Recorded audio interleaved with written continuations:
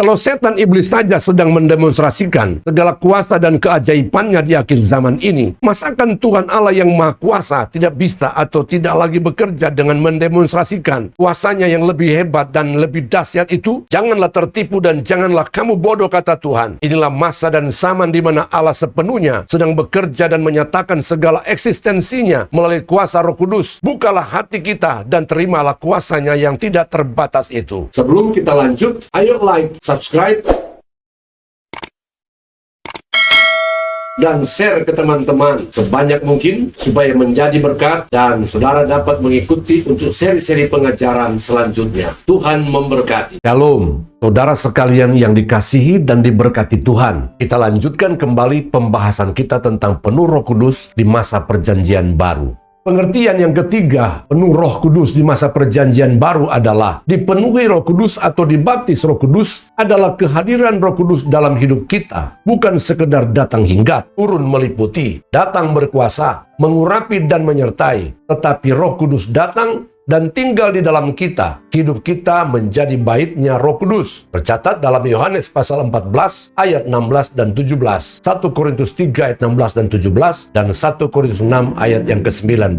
Dalam Yohanes pasal 14 ayat 16 dan 17, Tuhan Yesus berkata, "Aku akan minta kepada Bapa, dan Ia akan memberikan kepadamu seorang penolong yang lain, supaya Ia menyertai kamu selama-lamanya, yaitu Roh kebenaran. Dunia tidak dapat menerima Dia, sebab dunia tidak melihat Dia dan tidak mengenal Dia, tetapi kamu mengenal Dia, sebab Ia menyertai kamu dan akan diam di dalam kamu." Perhatikanlah kata "akan diam di dalam". Artinya, sesuatu yang akan terjadi saat Roh Kudus diberikan kepada kita, yaitu saat dibaptis atau dipenuhi Roh Kudus, maka Roh Kudus pun diam atau tinggal di dalam hati kita, orang percaya. Dalam 1 Korintus 3 ayat 16, Rasul Paulus berkata, "Tidak tahukah kamu bahwa kamu adalah bait Allah dan bahwa Roh Allah diam di dalam kamu?" Juga di dalam 1 Korintus pasal 6 ayat yang ke-19.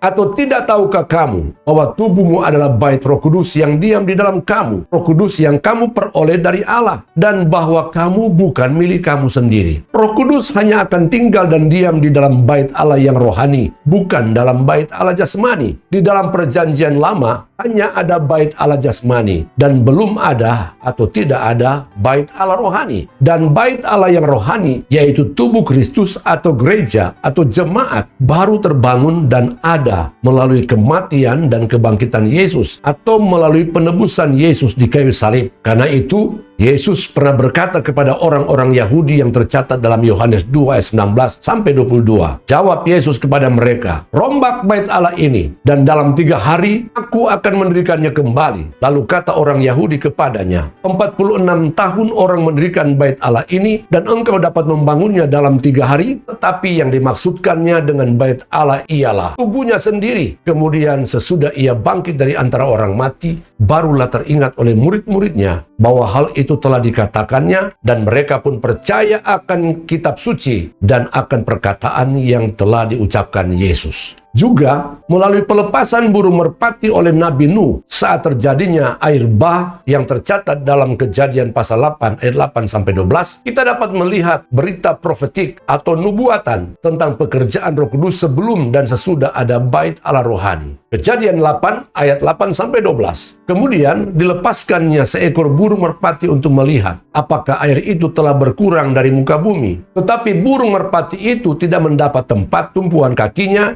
dan pulanglah ia kembali mendapatkan Nuh ke dalam batra itu, karena di seluruh bumi masih ada air. Lalu Nuh mengulurkan tangannya, ditangkapnya burung itu, dan dibawanya masuk ke dalam batra. Ia menunggu 7 hari lagi, kemudian dilepaskannya pula burung merpati itu dari batra. Menjelang waktu senja, pulanglah burung merpati itu mendapatkan Nuh, dan pada paruhnya dibawanya sehelai daun zaitun yang segar. Dari situlah diketahui Nuh bahwa air itu telah berkurang dari atas bumi. Selanjutnya, ditunggunya pula 7 hari lagi, kemudian dilepaskannya burung merpati itu. Tetapi burung itu tidak kembali lagi kepadanya. Merpati yang dilepas dan kembali lagi karena belum ada tempat untuk dia tinggal. Tetapi setelah ada tempat untuk ia tinggal, maka merpati itu tidak kembali lagi kepada Nuh. Merpati adalah lambang dari Roh Kudus. Tercatat dalam Matius 3:16. Sesudah dibaptis, Yesus segera keluar dari air, dan pada waktu itu juga langit terbuka, dan ia melihat Roh Allah seperti burung merpati turun ke atasnya. Pengertian yang keempat penuh Roh Kudus di masa Perjanjian Baru adalah dipenuhi Roh Kudus atau dibaptis Roh Kudus adalah saat di mana Roh Kudus memberikan kepada kita kuasa untuk menjadi saksi. Melalui para dukun, paranormal, dan pengikutnya, setan atau iblis sedang mendemonstrasikan kuasanya dengan berbagai tanda ajaib sehingga banyak manusia tertarik dan mengikutinya. Apalagi di akhir zaman ini di mana ia tahu waktunya sudah singkat. Tercatat dalam Wahyu pasal 12 ayat yang ke-12.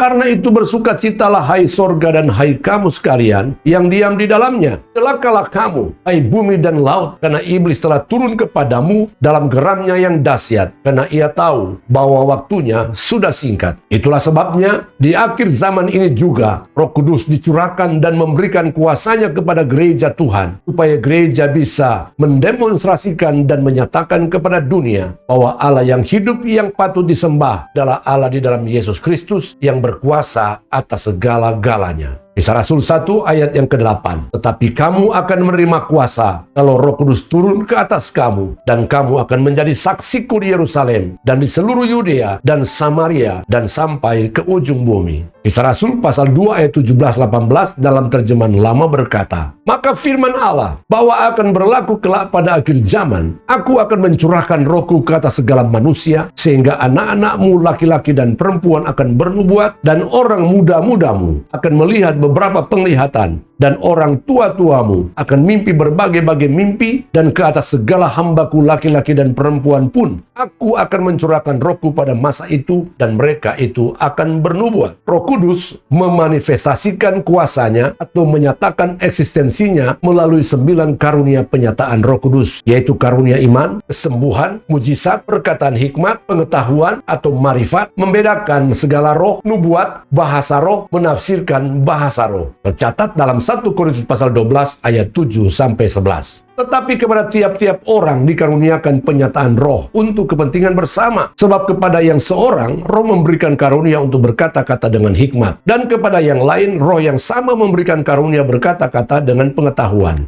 Kepada yang seorang, roh yang sama memberikan iman. Dan kepada yang lain, ia memberikan karunia untuk menyembuhkan. Kepada yang seorang, roh memberikan kuasa untuk mengadakan mujizat. Dan kepada yang lain, ia memberikan karunia untuk bernubuat. Dan kepada yang lain lagi, ia memberikan karunia untuk membedakan bermacam-macam roh. Kepada yang seorang ia memberikan karunia untuk berkata-kata dengan bahasa roh, dan kepada yang lain ia memberikan karunia untuk menafsirkan bahasa roh itu. Tetapi semuanya ini dikerjakan oleh roh yang satu dan yang sama, yang memberikan karunia kepada tiap-tiap orang secara khusus seperti yang dikehendakinya. Pengertian kelima tentang penuh Roh Kudus di masa Perjanjian Baru adalah dipenuhi Roh Kudus atau dibaptis Roh Kudus pasti akan selalu ditandai dengan berkata-kata dalam bahasa roh. Pendapat ini memang menjadi topik kontroversial di kalangan gereja, khususnya di kalangan para teolog. Ada yang percaya dan menyetujuinya, tetapi ada juga yang tidak percaya, karena menurut mereka setiap orang yang sudah menerima Yesus sebagai juru selamat dan sudah lahir baru pasti sudah dipenuhi Roh Kudus. Tetapi Alkitab menyatakan dengan jelas kepada kita bahwa Anda orang yang menerima baptisan Roh Kudus atau dipenuhi Roh Kudus pasti akan ditandai dengan berkata-kata dalam bahasa roh. Mengapa dibaptis Roh Kudus atau dipenuhi Roh Kudus pasti berbahasa roh? Pertama, karena bahasa roh adalah tanda khusus dan spesial yang disediakan Allah untuk menunjukkan keistimewaan kehadiran dan karya atau pekerjaan Roh Kudus di masa Perjanjian Baru, terlebih di akhir zaman. Kedua, karena dengan bahasa roh kita dapat berdoa dan menyembah Bapa dengan roh kita, dan kita dapat berdoa secara rahasia dengan Tuhan dengan ucapan yang tidak terucapkan dengan akal dan pikiran kita yang terbatas. Dalam Yohanes 4 ayat 23 dan 24, Tuhan Yesus sendiri yang mengatakan, tetapi saatnya akan datang dan sudah tiba sekarang bahwa penyembah-penyembah benar akan menyembah Bapa dalam roh dan kebenaran. Sebab Bapa menghendaki penyembah-penyembah demikian. Allah itu roh, dan barang siapa menyembah Dia harus menyembahnya dalam roh dan kebenaran. Ayat ini dengan sangat jelas Tuhan Yesus mengatakan bahwa sekaranglah saatnya penyembah-penyembah yang benar, yang menyembah Bapa, harus menyembah menyembah dalam roh dan kebenaran, karena itulah yang dikehendaki dan diperkenan Bapa di surga. Kebanyakan orang berpendapat dan menafsirkan bahwa yang dimaksudkan dengan menyembah dalam roh adalah kita menyembah dengan hati kita yang sungguh-sungguh kepada Tuhan. Ya, menyembah Tuhan dengan sikap hati yang demikian adalah sesuatu yang harus kita miliki saat datang menghadap Tuhan dalam doa dan penyembahan. Tetapi maksud Tuhan Yesus tentang menyembah dalam roh dan kebenaran bukan hanya sebatas itu. Karena itu perhatikanlah dengan baik-baik penjelasan Rasul Paulus dalam 1 Korintus pasal 14 ayat yang ke-14. Dalam 1 Korintus 14 ayat 14, Rasul Paulus berkata, "Sebab jika aku berdoa dengan bahasa roh, maka rohkulah yang berdoa, tetapi akal budiku tidak turut berdoa." Ayat ini dengan sangat jelas berkata kepada kita bahwa pada saat kita berdoa dengan menggunakan atau berkata-kata dalam bahasa roh, maka saat itulah kita sedang berdoa dengan roh kita dan bukan dengan akal budi kita atau pikiran kita. Sebaliknya, saat kita berdoa dengan menggunakan bahasa kita sendiri yang kita mengerti, antara lain bahasa Indonesia, bahasa Inggris, dan lain-lain sebagainya, maka pada saat itu sesungguhnya kita sedang berdoa dengan akal budi kita atau pikiran kita dan bukan dengan roh kita. Perhatikanlah dan ingatlah, bahasa roh adalah ketika kita secara pribadi mengucapkan kata-kata dalam bahasa yang kita tidak mengerti atau tidak pahami akan bahasanya, yang disebut glosolalia, tercatat di dalam 1 Korintus 14 ayat yang kedua. Atau ketika kita secara pribadi mengucapkan kata-kata dalam bahasa-bahasa yang ada di dunia ini, seperti bahasa Indonesia, Inggris, Korea, Jepang, dan lain-lain. Tetapi saat kita mengucapkan, kita tidak mengerti atau tidak pahami akan bahasa itu,